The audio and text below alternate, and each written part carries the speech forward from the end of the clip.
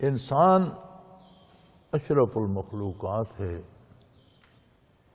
اسے اللہ کریم نے عجیب مقام دیا ہے۔ کائنات ایک دوسرے سے جڑی ہوئی ہے اور ایک دوسرے کو متاثر کرتی ہے۔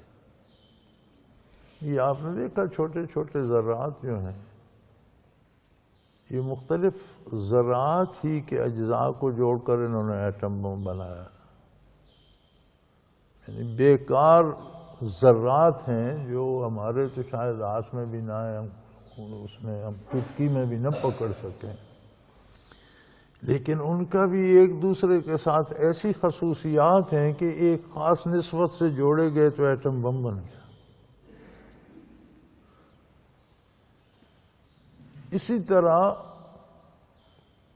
ایک انسان نے وہ ایٹم بم بنایا، کتنی مخلوق کی تباہی کا سبب۔ ایک بندے نے کلاشن کوف بنائی، اس کا نام ہی کلاشن کوف تھا، اس نے اپنا نام رکھا۔ میرا خیال ہے بے پناہ مخلوق اللہ کی اس کے ساتھ موت کے گھاٹ اتر چکی ہے اور اترتی جا رہی ہے، پتہ نہیں کب تک استعمال ہو۔ یعنی چیزوں میں بھی ایک دوسرے میں اثر ہے۔ سورج نکلتا ہے زمین پر، فضا پر اور اثرات ہوتے ہیں، ڈوب جاتا ہے اور ہوتے ہیں۔ چاند طلوع ہوتا ہے، اس کے اپنے اثرات ہیں، ستاروں کے سیاروں کے اپنے اثرات۔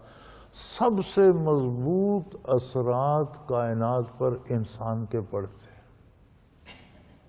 بندے کا کردار ایسا ہے کہ یہ ساری کائنات کو متاثر کرتا ہے۔ اگر ہم جھوٹ بولتے ہیں، برائی کرتے ہیں، تو جو نحوست نکلتی ہے وہ پورے ماحول آسمانوں تک جاتی ہے، سارے ماحول کو آلودہ کرتی ہے، جتنی اس میں ظلمت ہے اتنی لے کے جاتی ہے۔ ہم جو نیکی کرتے ہیں اس میں جو نور ہوتا ہے وہ بھی ساری کائنات کو متاثر کرتا ہے۔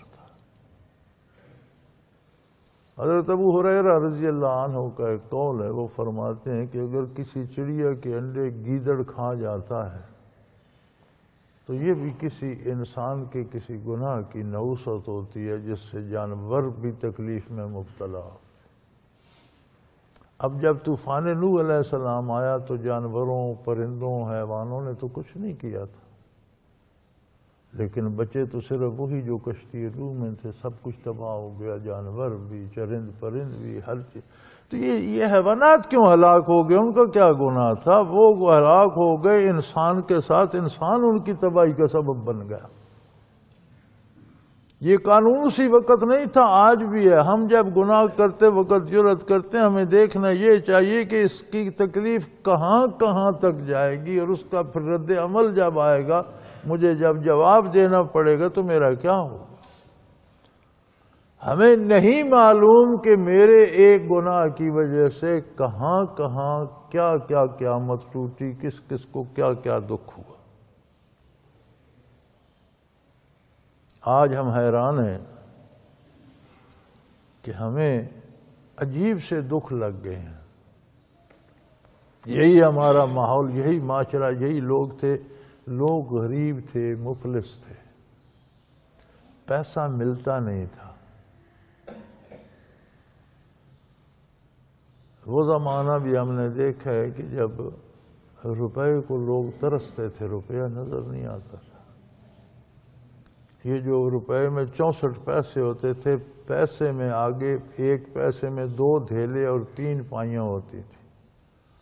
تو پائیوں کا زمانہ تو ہم سے پہلے ختم ہو گیا، تو دھیلے ہم نے بھی خرچ کیے ہیں۔ سکول پڑھتے تھے تو 1 پیسہ گھر سے لے کر جاتے تھے اور 1 دھیلے کی چیز دکان سے دھیلا واپس لے آتے تھے، چھٹی پر پھر مونگ پھلی لیں گے۔ آج تو روپے بھی کوئی نہیں پوچھتا، لیکن لوگ صحت مند تھے، ہٹے کٹے تھے، جفاکش تھے، کام کرتے تھے، پیدل میلوں چلتے تھے، کوئی پرواہ نہیں ہوتی تھی۔ آج لوگ باتھ روم بھی اندر بنائے ہوئے ہیں بیڈ کے ساتھ، باہر رفع حاجت کے لیے بھی نہیں جانا پڑتا، پانی بھی اندر، کھانا بھی اندر، جسے دیکھو بیمار۔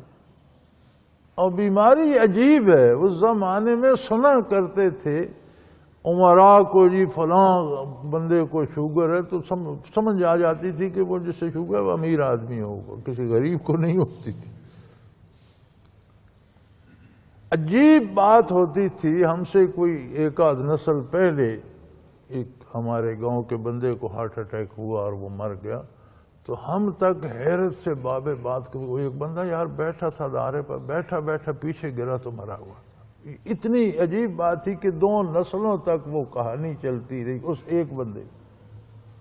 آج بغیر ہارٹ اٹیک کے مرتا ہی کون، چلتا چلتا گرتا ہے مر جاتا ہے۔ یہ شوگر اور یہ نئے نئے امراض جن کا مجھے تو نام بھی ان سب کے نہیں آتے، کولیسٹرول ہو گیا فلاں کا ایک اور پتہ نہیں کیا وہ روزانہ شور مچا ہوا ہوتا ہے، یرکان ہو گیا، یہ کہیں نام نہیں پایا جاتا۔ اب یہ حال تو صحت کا ہو گیا، معاشرے کا حال یہ ہے کہ ہر دوسرا بندہ ڈاکو ہے، دکان پہ جاؤ تو وہ لوٹ لیتا ہے، بل دینے جاؤ تو وہ لوٹ لیتے ہیں، عدالت میں جاؤ تو وہاں رشوت دینی پڑتی ہے، تھانے جاؤ تو وہ لوٹ لیتے ہیں، جہاں جاؤ کوئی نہ کوئی ڈاکو آگے بیٹھے۔ پھر ہم ہی ہیں آدھے ہم ادھر آدھے ادھر، آدھے مار رہے ہیں آدھے مر رہے ہیں، بچوں کو قتل کیا جا رہا ہے، بزرگوں کو مارا جا رہا ہے، بسوں کو اڑا دیا جا رہا ہے، مساجد میں بم پھینک، یہ کیا ہو گیا؟ بڑا زور لگ رہا ہے، پوری دنیا دہشت گردی روک رہی ہے، لیکن بنیاد اس کی انسانی کردار ہے۔ برائی کوئی نہیں روکتا، دہشت گردی روکنا چاہتے ہیں۔ جو پھل ہے، کھیت اگتے رہیں، فصلیں اگتی رہیں، پھل نہ آئے ان پر، یہ کیسے ممکن ہے؟ برائی ہوتی رہے، چوری ہوتی رہے، بدمعاشی ہوتی رہے۔ ایسا عجیب دور آ گیا ہے کہ بندے کو ہم اس کو حکمران بناتے ہیں، جب اس کی حکومت ختم ہوتی ہے تو جیل چلا جاتا ہے، پیچھے پولیس لگی ہوتی ہے۔ یار ہم صرف چوروں کو ہی چنتے ہیں؟ یہ کیا عجیب بات ہے کہ جو عہدے سے نکلتا ہے پیچھے پولیس لگی ہوئی، یا جیل چلا جاتا ہے، یا ملک سے باہر بھاگ جاتا ہے، یا کہیں چلا جاتا ہے۔ اور ایک یہاں نہیں، پوری دنیا میں کم و بیش ایک ہی حال چل رہا ہے۔ یہ سارا کیا ہے؟ یہ وہ نتائج ہیں جو ہمارے گناہوں کی نحوست پر مرتب ہو رہے ہیں۔ اسباب ظاہری ضرور اختیار کیے جائیں، لیکن دہشت گردی کو، ان وحشتناک بیماریوں کو، اس حسرت زدہ ماحول کو بدلنے کے لیے کردار کی اصلاح بنیادی بات۔ اگر ہم اسی طرح،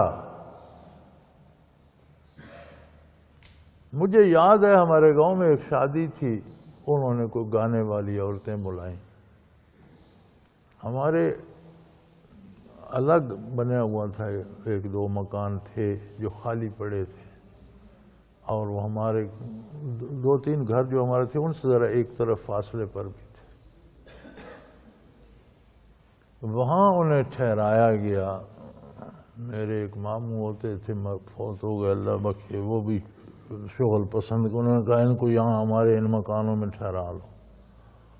وہ میری نانی جی کو پتہ چلا، انہوں نے کہا ان گانے والیوں کو مکانوں سے نکالو۔ وہ اماں جی ہمارا گھر دور ہے، انہوں نے کہا دور ہے، یہ نزدیک ہے، ہمارے مکان میں گانے والے ڈوم نہیں ٹھہریں گے، نکالو، فوراً نکلوا دو۔ اب انہیں سٹار کہا جاتا ہے، اب وہ ہمارے مقدر کے ستارے بن گئے۔ تو جب معاشرے میں اتنی تبدیلی آ گئی ہے کہ برائی پر ہم نے لیپ کر کے خوبصورت نام لگا دیا ہے، غلاظت، اس پر اوپر لیپ لگا کر اوپر ایک خوبصورت سا نام لکھ دیا، یعنی برائی کو ہم اچھائی کے روپ میں، فنکار، وہ آج ایک مر گیا تو سارے اس میں شور پڑا ہوا ہے جی وہ مر گیا جی، اس نے 120 فلموں میں کام کیا تھا۔ یار کیا کاراگری کی تھی 120 فلموں۔